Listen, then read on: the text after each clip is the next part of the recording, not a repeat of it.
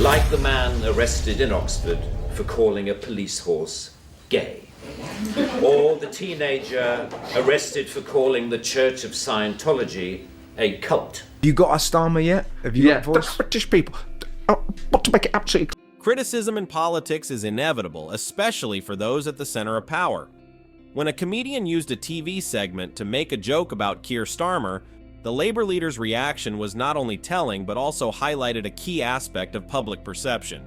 Leaders are constantly under scrutiny, and how they handle uncomfortable or challenging situations can either strengthen or weaken their image in the eyes of society.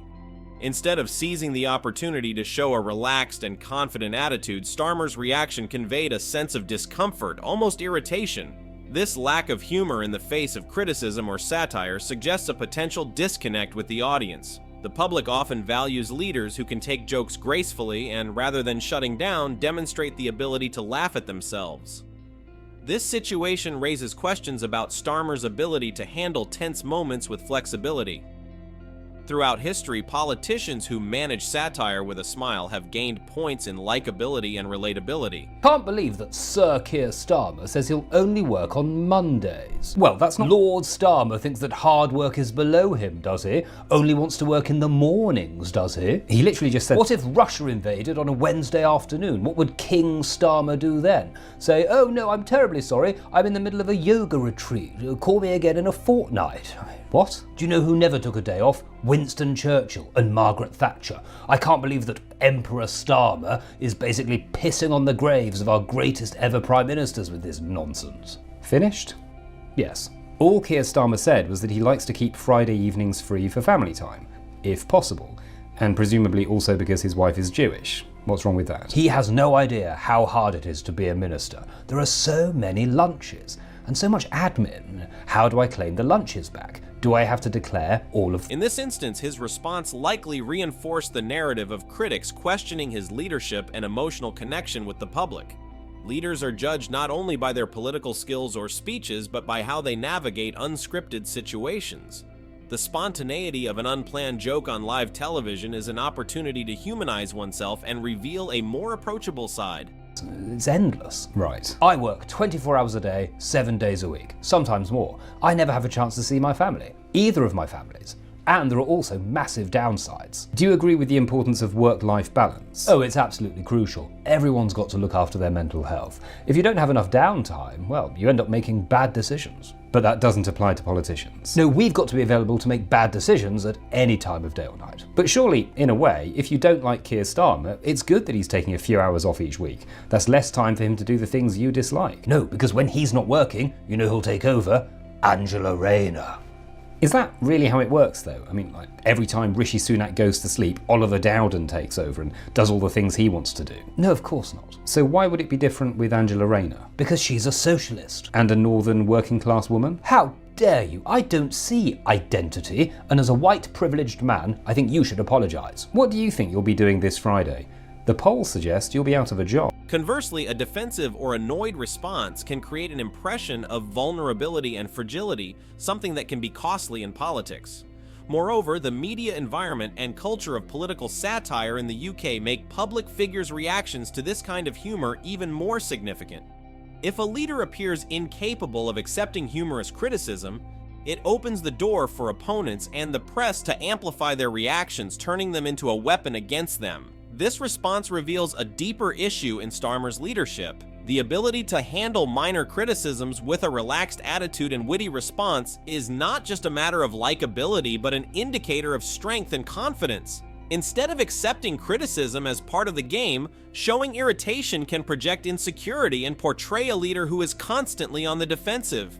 Leaders must be resilient, adaptable, and understand that in modern politics, criticism comes from all directions, including humorous spaces. However, reacting disproportionately or with annoyance can send the wrong message to the audience, leading them to question other fundamental qualities of leadership. Ultimately, this episode with Keir Starmer underscores the importance of handling criticism with grace and self-confidence. In an era where public perception is quickly built and dismantled through the media, being a good strategist or having good intentions isn't enough.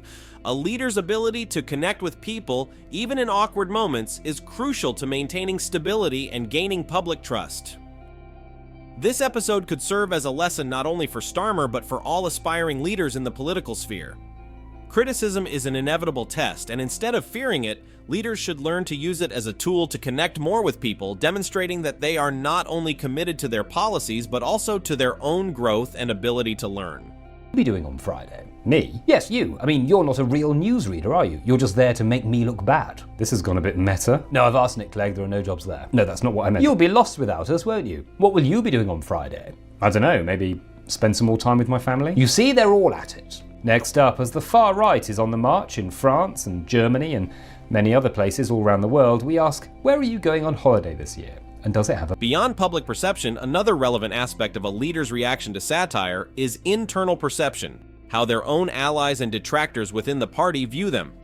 The ability to handle mockery with grace can reinforce Starmer's image as a strong leader, while a defensive or irritated response might be interpreted as a sign of fragility.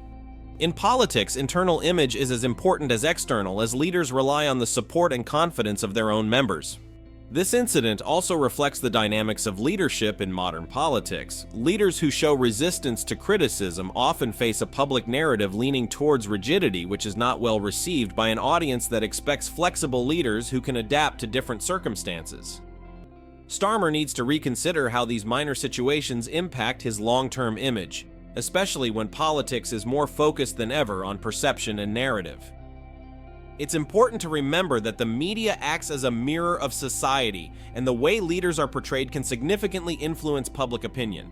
In this case, if the media amplifies the notion that Starmer struggles to handle criticism, it can have a cumulative effect on the perception of his leadership. Sensationalist press often seizes these moments to create a broader narrative, which can be hard to reverse if not addressed promptly. Humor, at its core, is a powerful tool that can disarm even the fiercest critics. Leaders who manage satire skillfully with a touch of self-criticism often earn public respect and admiration. In this sense, politics isn't just about serious messages and policy plans, but also about the ability to show humanity and approachability even when the mockery comes from a comedian on TV. This episode calls for reflection on how leaders must prepare to face situations beyond their control. In today's political landscape, surprises and unexpected moments are common, and the readiness to react appropriately can be a key differentiator between strong and fragile leadership. Effective leaders understand that public perception is fluid and that every opportunity to demonstrate resilience can be crucial. Starmer's reaction could also be seen as a reflection of the internal and external pressures he faces.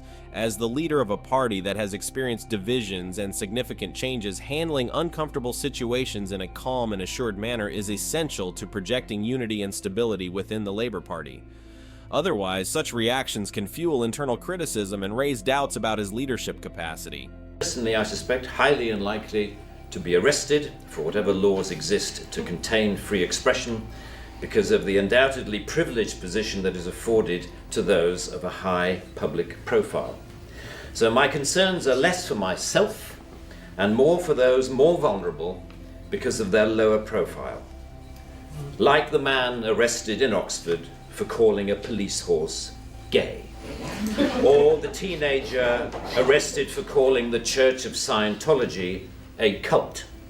Or the cafe owner arrested for displaying passages from the Bible on a... In politics, a leader's image is more than just the sum of their actions. It's the result of an ongoing narrative built with each public appearance, each speech, and in this case, each reaction to a joke.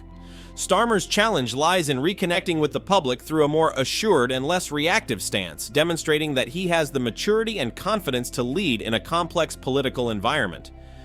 While it's understandable that public criticism can be frustrating, it's essential to remember that every leader has the power to control the narrative through their response. Rather than seeing criticism as an attack, the key is to view it as an opportunity to display strong character and a positive attitude toward challenges. This not only projects confidence, but also conveys an image of steady and balanced leadership. In the long run, an incident like this may seem minor, but its repercussions can be profound if not strategically addressed. Starmer has the chance to use this episode as a lesson in better handling unexpected situations and critical comments, especially when they come from a place of humor. A leader's ability to show resilience in the face of minor criticism can be indicative of how they will handle larger crises. In summary, this incident with the comedian highlights a fundamental aspect of Keir Starmer's leadership and that of any politician: the ability to handle criticism with grace, flexibility, and confidence. In an era where public perception is more crucial than ever, the ability to take a joke with a smile is not a minor detail, but a display of the strength and connection leaders can have with the people. He was also arrested for urinating in a public convenience and looking at me in a funny way. Who would have thought that we would end up with a law that would allow life to imitate art so exactly? I read somewhere a defender of the status quo claiming that the fact that the gay horse case was dropped after the arrested man refused to pay the fine, and that the Scientology case was also dropped at some point during the court process, was proof that the law was working well, ignoring the fact that the only reason these cases were dropped was because of the publicity that they had attracted.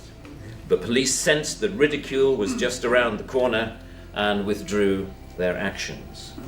But what about the thousands of other cases that did not enjoy the oxygen of publicity, that weren't quite ludicrous enough to attract? Political leaders constantly face relentless public scrutiny, and their ability to handle uncomfortable or critical situations is key to solidifying their image. Keir Starmer's reaction to satire is not just a minor detail, but a reflection of his capacity to stay composed in the face of sharp remarks. Politics is a stage where perception and narrative are essential, and each leader must know how to turn criticism into opportunities to reinforce their leadership. Therefore, it is crucial for those in positions of power to understand that humor and criticism are part of democratic dialogue. A defensive attitude not only raises doubts about the leader's confidence, but can also distance them from the public, who expect a more human and secure approach.